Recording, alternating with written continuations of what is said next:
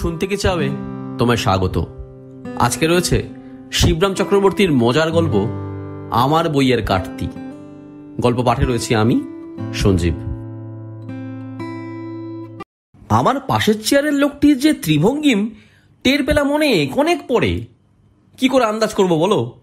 ত্রিভঙ্গিমের ভঙ্গিমা কখনো দেখিনি, স্বপ্নেও ভাবতে পারিনি কোনোদিন। ত্রিভঙ্গিম হেয়ার কাটিং সেলুনে বসে নিজের পয়সা খসিয়ে এত ঘটা করে চুল ছাটাবে এ কথা ধারণা করতেই মাথা ঘুরে যায়। কিন্তু সত্যিই তাই। এতক্ষণ ধরে আমারই পাশের চেয়ার দখল করে চুল ছাটানো, দাড়ি কামানো, নখ চাচানো থেকে শুরু করে মাথায় দলাই মালাই, শ্যাম্পু এবং হেয়ার ড্রেসিং, মায়ের মুখে পাউডার মাখানো পর্যন্ত একটার পর একটা এক টানা অবাধে বিনা প্রতিবাদে যিনি করিয়ে নিচ্ছিলেন তিনিই আমাদের ত্রিভঙ্গিম। নিজের চুলক্ষয় নিজের মাথার উপরে কাঁচির খচখচানি শুনে তন্ময় হয়েছিলাম, তাই এতক্ষণ ওকে লক্ষ্য করিনি। এখন লক্ষ্য করে মাথা ঘুরে গেল। দুজনে একসঙ্গেই সেলুন থেকে বেরুলুম। বেরিয়েই সামনে চায়ের দোকান থেকে ত্রিভঙ্গিম বলল, একটু চা খাওয়া যাক, চলো। আমার চমক লাগলো। বলে কি ত্রিভঙ্গিম? চা খানায় বসতে না বসতেই ত্রিভঙ্গিম বলে, আর কি খাবে বলো? Omelette, poach, toast? কিছু খাবে না? আমার পয়সা কিন্তু। বিস্ময়ের উপর বিস্ময় আমায় মুহ্যমান করে দেয়। এই সুবিন্যস্ত কেশ, মুক্তহস্ত, বন্ধুবৎসল ত্রিভঙ্গিম আমার একেবারে অজ্ঞাত। যে ত্রিভঙ্গিমকে আমি চিনি, হাড়ে হাড়েই চিনি, ইনি তো তিনি নন। ওর শরীর সুস্থ আছে কিনা সুকৌশলে জানতে চেষ্টা করলাম। শরীরের কথাটা জেনে নিয়ে তারপরে ওর মাথার ঠিক আছে কিনা জানতে চাইব। শরীর আমার ভীষণ ভালো যাচ্ছে আজকাল, বিশেষ করে কবিরাজ হারান সেনের 4 বোতল সেই দ্রাক্ষারিষ্ট খাবার পর থেকে। পার বোতল 1.5 টাকা, এমন তোফা রয়েছে এখন যে কি বলবো। জলের মতন টাকা উড়াচ্ছ বলে বোধ হচ্ছে আমার। আমি বললুম, টাকা নয়, বই, বলল ত্রিভঙ্গিম। তোমারই বই ভাই, তোমার সেই গল্পের বইটা, ওই যে কি কথা বলার বিপদ না কি যেন। আমার সদ্য প্রকাশিত বইটা? প্রকাশকের দেওয়া তার কমপ্লিমেন্টারি কপিগুলো কি তোমার বাসাতেই ফেলে এসেছিলাম আমি? তাই নাকি? আমি চিৎকার করে উঠি। কোথায় যে ফেললাম কপিগুলো ভেবে ভেবে আমি সারা হচ্ছে এদিকে। 25খানা কপি তো মোটে, মোটমাট 25টি মাত্র। আমি বেশ করে গুনে দেখেছি। কপিগুলো কি তুমি বেচে দিয়েছো নাকি? আমি ভয়ে ভয়ে জিজ্ঞেস করলাম। হায়, সেই চেষ্টাই করেছিলাম প্রথমে। দীর্ঘ নিঃশ্বাস ফেলে বললে ত্রিভঙ্গিম। ভেবেছিলাম অসংখ্য বন্ধু আমার, 25টা কপি তো, এক একটা পাচার করে দিতে আর কতক্ষণ। আর তুমি যখন ভুলেই ফেলেই গেছো, তোমাকে ফের মনে করিয়ে দিয়ে অনর্থক কেন কষ্ট দেওয়া? মনোপীড় দেওয়া বই তো নয়। বেচে দিয়েছো সব? বাধা দিয়ে আমি জানতে চাই। বেচতে আর পারলাম কই, কেউ কিনলে তো। শুনেছিলাম তোমার বইয়ের নাকি ভারী কাটতি, তোমার মুখেই শুনেছিলাম। ভুলিয়ে ভালিয়ে ভুজুং দিয়ে আমাকে তোমার প্রকাশক বানাবার তালে ছিলে কিনা তুমিই জানো। কিন্তু বলবো কি, তোমার বই কাটাতে গিয়ে আমার অনেক বন্ধু কেটে গেল। বিস্তর বিস্তর বন্ধু বিচ্ছেদ হয়ে গেল আমার। বলো কি? ওর বন্ধুহানির খবর শুনে আমার বই লোকসানির কথাও ভুলে যাই। ডজন ডজন বন্ধু ছিল আমার বন্ধু হে, কিন্তু তারা কি পরিমাণ বন্ধু এই বই বেচতে গিয়ে এইটা টের পেয়েছি। 5 শিকাও দাম নয় কারো বন্ধুত্বের। নগদ মূল্যে 2খানা কেবল বেচতে পেরেছি ভায়া, 5 শিকা করে 2.5 টাকা পেয়েছি। তারপর ভাবলাম বাটা সিস্টেম করে দেখলে কেমন হয়, মালের বদলে মাল। আমার প্রথম বন্ধু হচ্ছে এই চাখানার মালিক, অদ্য যেখানে বসে চা পান করছি আমরা। কি আরেক কাপ চা দেবে নাকি? না থাক, কষ্টে সৃষ্টি আমি জানাই, ধন্যবাদ। লোকটা প্রথমে রাজি হতে চায়নি, বই নিতে রাজিই হয়নি গোড়ায়। বলেছিল তার চা যে সুখাদ্য এই বিষয়ে সে নিঃসন্দেহ, কিন্তু বইটা ততখানি উপাদেয় কিনা সেই বিষয়ে তার সন্দেহ আছে। কি আমার বন্ধুর বইকে অখাদ্য বলা? রাগ হয়ে গেল আমার। তক্ষুনি আমি স্পষ্টপষ্টি তাকে জানিয়ে দিলাম, তাহলে আজ থেকে আমারও এই দোকানে ইস্তফা। কাল থেকে ওই সামনের চাখানাতেই চা খাবো এবং বন্ধু বান্ধবদের চা খাবো। এইভাবে হুমকি দেওয়ার ফলে চায়ের বদলই 1খানা বইও নিতে বাধ্য হয়েছে। এই পর্যন্ত বলে ত্রিভঙ্গিম দোকানের এক কোণে কোণঠাসা চায়ের মালিকের দিকে আর চোখে তাকায়। আমি ওর প্রথম নিহতটির দিকে তাকিয়ে অক্ষুণ্ণ থাকতে পারি না। সেই দুর্বোধ্য লোকটি তার ছোট্ট টেবিলের ওপরে দুর্বোধ্য বইটির দিকে ম্রিয়মান হয়ে তাকিয়ে আছে দেখতে পাই। চায়ের বদলে বই, বদলা বদলি সিস্টেম, বইয়ের বদলে চা। এই পর্যন্ত আমি এই কদিন ধরে আর তোমার বইটার 5টা গল্প পর্যন্ত পান করতে পেরেছি। তোমাকে আমাকে জড়িয়ে এখনো অবধি বইটার এই 7.5 আনা উঠল। ত্রিভঙ্গিম দীর্ঘ নিঃশ্বাস ফেলে বলে, আরও এখনো 12.5 আনা বাকি, দেবে আর 1 কাপ? তোমার হেয়ার কাটিং সেলুনের অত সমারোহ যে কেন, তাও আমার কাছে বেশ পরিস্ফুট হচ্ছে এখন। আমি বললাম, হ্যাঁ তাই, ঠিকই ধরেছ, কিন্তু সেলুনের লোকটা এই লোকটার চেয়েও বেশি আনাড়ি। কথা বলার বিপদ নামটা দেখেই বললে, এ বই তার কোনো কাজে লাগবে না, চুল ছেটেই ওদের ফুরসত নেই, কথা কইবে কখন? কথা বললে তো বিপদ। এ বইয়ের মধ্যেও শেখবার কি আছে জানতে চাইলো। কি করি? বললাম যে মেয়েদের ববছাট ছেলেদের ঘাড়ে চাপানোর কৌশল এতে বিশদ রূপে বিবৃত করা রয়েছে। এই বলে অনেক বলে কয়ে তো খান দুইয়োকে গছিয়েছি।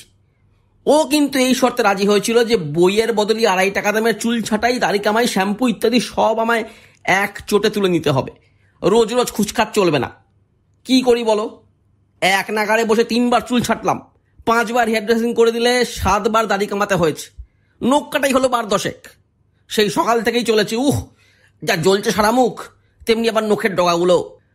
সান্ত্বনার ছলে ওর গালে হাত বুলিয়ে দিতে ইচ্ছা করলো। 7বার কামানো হলে মসৃণতা কেমন হয় জানবার কৌতূহলে যে একটুও জাগলো না তা নয়, কিন্তু আমার যত বিপদ উদ্ধার করেই যে ওর এই দাড়িহীনতার বিলাসিতা, একথা ভাবতেই ওর গায়ে হস্তক্ষেপ করবার উৎসাহ আমার লোপ পায়। হাতের সঙ্গে গালের প্রায় 1 ইঞ্চি সমান্তরাল রেখে ও নিজেই নিজে সারা মুখে হাত বুলোতে থাকে, আর সেই হাত বুলোনোতেই তার সুকর্তিত নখের ডগায় এমন আঘাত লাগে যে পুনঃ পুনঃ ফুঁ দিতে হয়। তারপর খুঁড়ের মতন ধারালো এক দীর্ঘ নিঃশ্বাস ত্যাগ করে সে জানায়, ওহ, পরের বই কাটানো যে কি ঝকমারি ভাই, আর কেউ যেন কখনো এ কাজ না করে। এর চেয়ে বই দুটোর পেজ বাই পেজ দিনের পর দিন 1.5 বছর ধরে বাড়ি বসে দাড়ি কামিয়ে কাটাতে পারলেও আমার কোনো ক্ষতি ছিল না। এইভাবে আর কতগুলি কপির হাত থেকে তুমি রেহাই পেয়েছ? আমি জিজ্ঞাসা করি। কতগুলি বইকে মুক্তিদান করেছো আমার? ওষুধের দোকান বোস কোম্পানিতে চেষ্টা করেছিলাম, খানচারেক বইয়ের বিনিময়ে 5 টাকা দামের টুথপেস্ট, হেয়ার ক্রিম, ওভালটিনার, লিলি বিস্কুট এইসব পাওয়া যায় কিনা খোঁজ করেছিলাম। তাদের মুখে আশ্চর্য এক বিস্ময় চিহ্ন দেখলাম, এবং চিহ্নটি কেবল চিহ্ন মাত্র না থেকে নৈরিত কোণের মেঘের মতোই ক্রমশই এত বর্ধিত হতে লাগলো যে জবাব জানবার জন্য বেশিক্ষণ দাঁড়াবার আমার সাহস হলো না। নিশ্চিন্ন হবার ভয় পালিয়ে এসেছি তৎক্ষণাৎ। ভালোই করেছ, বটকেষ্ট পালে একবার ঢু মারলে না কেন? তাদের দোকান তো আরো বড়। না, ঢু মেরে ফল নেই, ফয়দা নেই দাদা, আমি বুঝতে পেরেছি। অ্যালোপ্যাথিক ওষুধওয়ালা কোনো কাজের নয়। আমাদের কবিরাজেরা ওদের চেয়ে ভালো, ঢের বিচক্ষণ। এই জন্যেই অনেকে কবিরাজির পক্ষপাতী, এমনকি আমাকেও হতে হয়েছে। 4টে কপির বদলে কবিরাজ হারান সেন বড় বড় 4 বোতল দ্রাক্ষারিষ্ট দিয়েছেন, 4 বোতল হাতে হাতে, তাও আবার হাফ প্রাইসে, মুক্ত হস্তেই দিয়ে দিলেন। কথা পারবা মাত্র যেন লুফে নিলেন বই কখানা। কবিরাজ অথচ সাহিত্য রসিক, এমনটি এর আগে আমি আর দেখিনি। বললেন, কাগজ যে আঁকড়ে আজকাল, আর এমন ভালো কাগজ ছেপেছে, আবার ছবিও দিয়েছে দেখছি, বাহ। তারপর ত্রিভঙ্গিম থেমে যায়। তারপর আর যা বললেন বলবো? আমি জিজ্ঞাসু নেত্রে তাকাই, আমার বাক্যস্ফূর্তি হয় না। বললেন, ওষুধের পুড়িয়া বাঁধবার খাসা মোড়ক হবে, বলল ত্রিভঙ্গিম। লোকটা যথার্থই সাহিত্য রসিক, আমার শ্রদ্ধা হচ্ছে। কবিরাজ হারানচন্দ্র সেন বিষবরত্নের সাহিত্য রসিকতা নিয়ে আমি মনে মনে একটু নাড়াচাড়া করি। তারপর ভগ্নকণ্ঠে বলি, মোটমাট কখানা কাটিয়েছ এই করে?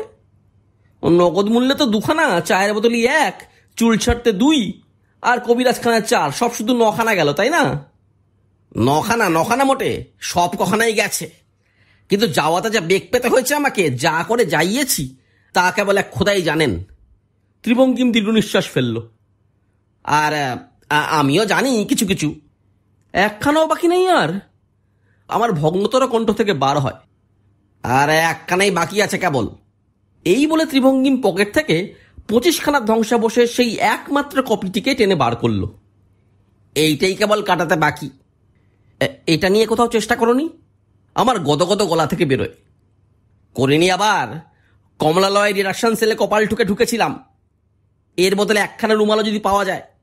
তারা বললেন, রিডাকশন সেল বটে, মালপত্রের দামও খুব কমানো হয়েছে, সে কথা সত্যি, কিন্তু তা বলে অত দূরও কমানো হয়নি। খুব কঠোর ভাষাতেই তারা এই কথা বললেন। আমি বললাম, খদ্দেরদের সঙ্গে তাদের যদি এই ধরনের ব্যবহার হয় তাহলে তাদের দোকানেই আমার শেষ পদার্পণ। তারা জানালেন, আমার মতন বহুমূল্য মক্কেল হারানো খুবই দুঃখের, সন্দেহ কি, কিন্তু কি করবেন, তারা নাচার, এত বড় দুঃখ তাদের বুক পেতে সইতে হবে, উপায় নেই। এই না শুনে আমি তৎক্ষণাৎ বইটা নিয়ে চলে এসেছি। আমার মনে হয় মেছো বাজারে মেছুনিদের কাছে একবার চেষ্টা করে দেখলে পারতে। তা কি আর করা হয়নি? বইয়ের কথা শুনতেই তারা রাজি নয়। আলু পটলওয়ালাদেরও বাজিয়ে দেখেছি, কিন্তু সব বৃথা। মাংস লোকেও বলা হয়েছিল, কাটারি নিয়ে আমায় মারতে আসে আর কি। এখন শুধু শ্রীমানি মার্কেটের মশলাওয়ালা বাকি আছে কেবল। চলো না একবার চেষ্টা করে দেখি গে। ওই ভিতরে যায় বই নিয়ে। আমি বাজারের গেটের বাইরেই দাঁড়াই। হাতাহাতিতে যোগ দেওয়া তো দূরে, মারামারি সাক্ষী হওয়ারও আমার সামর্থ্য নেই। কিন্তু বেশিক্ষণ দাঁড়াতে হয় না, একটু পরেই ও ম্লান মুখে ফিরে আসে। হলো না, বইটার বদলে 5 শিখে তো পরের কথা, 12 আনা, 6 আনা, এমনকি 2 আনা দামের লবঙ্গ, এলাচ, তেজপাতা ইত্যাদি দিতে প্রস্তুত নয়। উল্টে যা তেজ দেখাচ্ছে বাপ।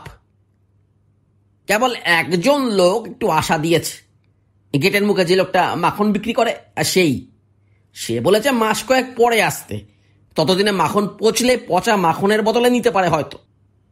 কি বলছো? কয়েক মাস পরে কেন? ও ইতিমধ্যে ওর পুত্ররত্ন লাভের সম্ভাবনা আছে কিনা, ছেলের দুধ গরমের জন্যই নেবে তখন।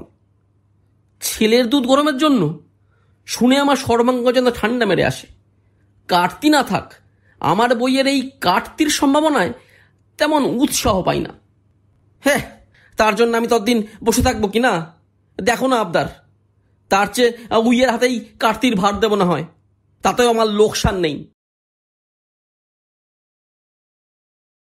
গল্প কেমন লাগলো জানাতে ভুলো না। ভালো লাগলে লাইক করো, প্রিয় মানুষের সাথে শেয়ার করো।